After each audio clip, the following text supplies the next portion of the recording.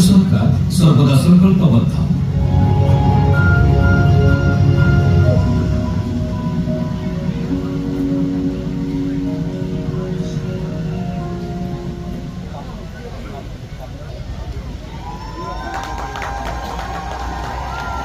समस्त में नमस्कार जुहार नवरंगपुर प्रिय भाई भौणी माने बाबूगण माँ माने समस्त के जुहार। आज कार्यक्रम को स्वागत करुची एवं अनुरोध करी डेवलपमेंट कमिश्नर स्वागत अभिभाषण रखा। समस्त को नमस्कार।